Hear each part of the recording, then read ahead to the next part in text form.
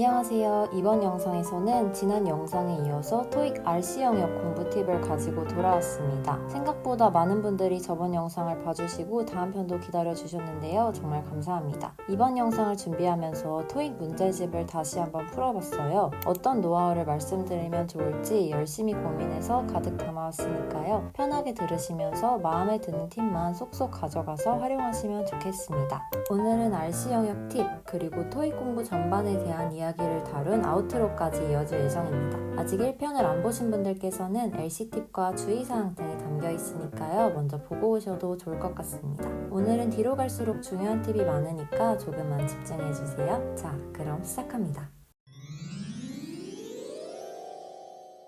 RC 파트는 LC에 이어서 따로 쉬는 시간 없이 이어집니다. 75분간 100문제를 풀게 되기 때문에 사실 가장 중요한 건 집중력이라고도 할 수 있습니다. 쉬운 일은 아니지만 시험 준비를 하실 때 100개씩 한 세트를 쉬는 시간 없이 푸는 연습을 하는 걸 추천드립니다. 그럼 파트별로 더 자세히 살펴볼까요?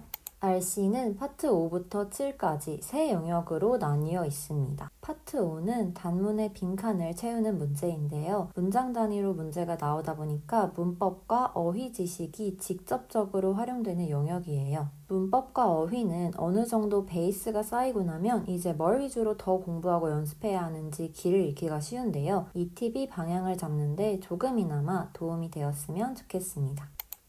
먼저 문법의 경우에는 이 빈칸에 들어갈 단어가 어떤 품사에 해당하는지 파악하는 것이 중요합니다. 쉽게 말하면 문장에서 무엇이 와야 하는 자리인지를 아는 겁니다. 선택지에 같은 단어가 여러 형태로 활용된 어휘들이 자주 나오기 때문에 이 빈칸이 명사 자리인지 형용사 자리인지 부사 자리인지 또는 동사, 현재 분사, 과거 분사 중에 어떤 형태가 와야 하는지 이걸 파악하는 게 핵심입니다. 그러려면 구문에 대한 공부가 필요하다고 생각합니다. 학창시절에 배웠던 5형식 기억나시나요?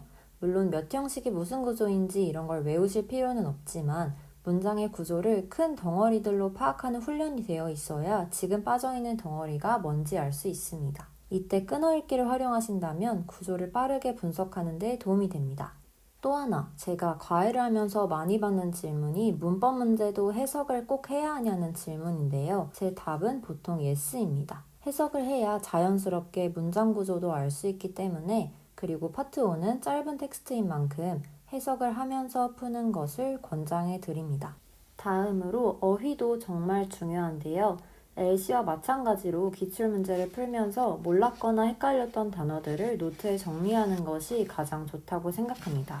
특히 파트 5의 경우에 주의해서 정리해두면 좋은 표현들이 있습니다. 주로 함께 쓰이는 전치사, 뜻이나 발음이 유사해서 헷갈리는 단어들은 같이 정리해주세요. 접속사들은 따로 리스트를 만들어서 정리해두시면 좋습니다. 그리고 자동사인지 타동사인지 헷갈리는 동사들이 있어요. 예를 들면 만료되다처럼 한국어 뜻은 타동사의 수동태 같은데 사실 자동사인 경우가 있습니다. 저는 은근히 문제 풀 때 많이 헷갈렸거든요. 이런 것들 특히 유의해서 정리해주시면 좋겠습니다.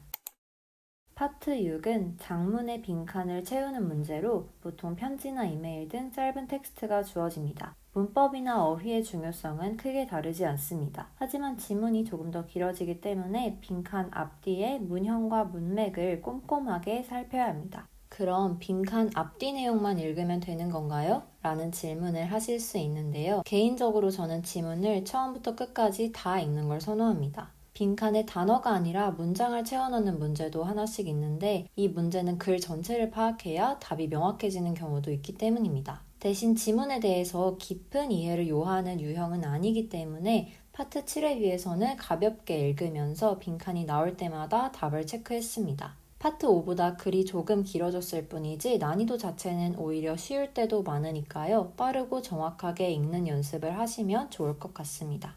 마지막 파트 7은 내용 이해를 묻는 본격적인 독해 문제입니다. 지문은 1개, 2개 또는 3개가 주어지는데요. 토익 시험 특성상 학문적인 개념 이해보다는 주어진 상황을 파악하는 것이 핵심입니다. 상황 파악을 잘하려면 지문에서 어떤 부분에 특히 중점을 두고 읽으면 좋을까요? 저는 다음에 3가지를 말씀드리고 싶습니다. 첫 번째는 이름 중심으로 파악하기입니다.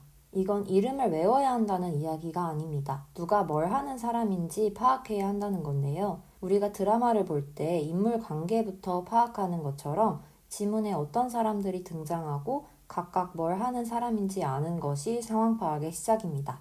토익에서는 아예 문제 자체에서 특정 인물이 어떤 사람인지 묻기도 합니다. 또 지문이 두세 개인 경우에는 사람 이름이 지문을 연결하는 열쇠 역할을 하기도 하고요. 그래서 저는 지문을 읽다가 이름이 나오는 경우에는 동그라미를 쳤고 특히 이메일이나 편지 등에서는 수신인과 발신인이 누구인지도 기본적으로 확인을 했습니다.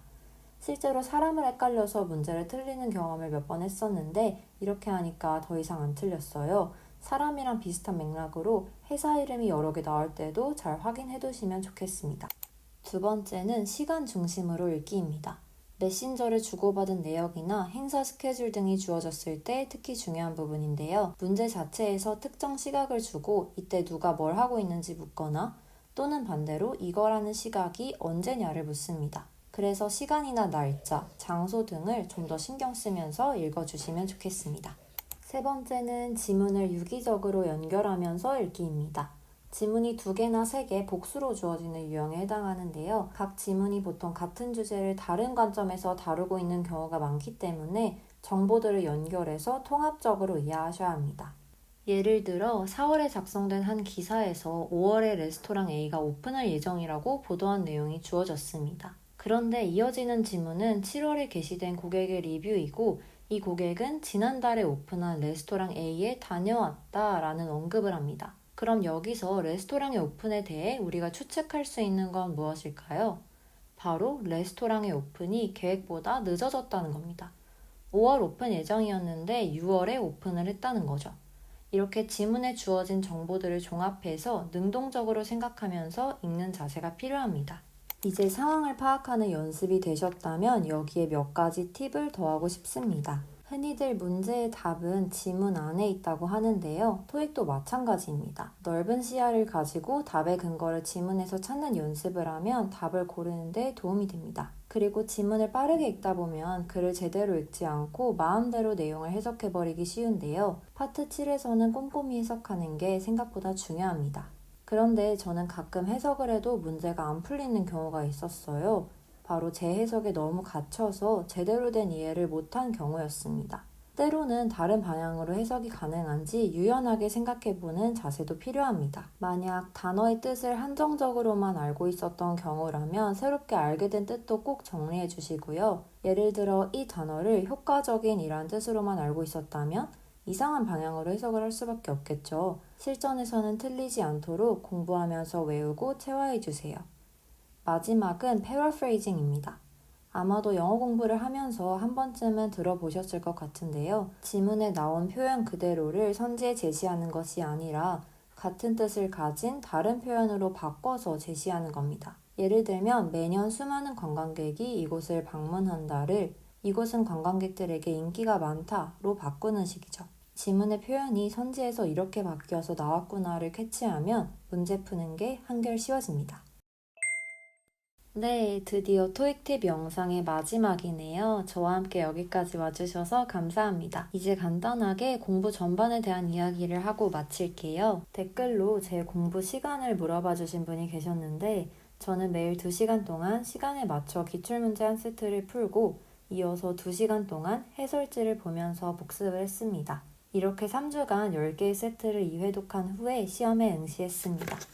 2회독할 때는 기억나는 문제도 많아서 1회독할 때보다는 조금 가볍게 받고 계속 틀리는 부분을 공략하는 데 집중했어요. 기출문제집 뒤에 OMR 답안지도 있으니까요. 실제 시험처럼 연습하시면 좋을 것 같습니다. 지금까지 제 공부 팁들을 전해드렸는데요.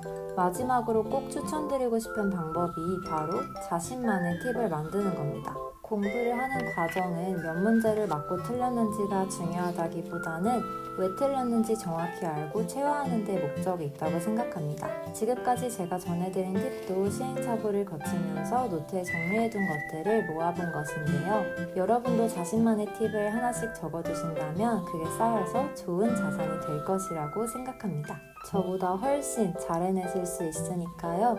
여러분만의 또 다른 공부 팁이 있거나 시험을 무사히 치르고 오셨다면 댓글을 통해서 저와 함께 기쁨을 나눠주세요. 제가 응원 또는 축하를 하러 달려가겠습니다. 그럼 저는 새로운 도전기와 팁들을 가득 담아서 다음 영상으로 돌아올게요.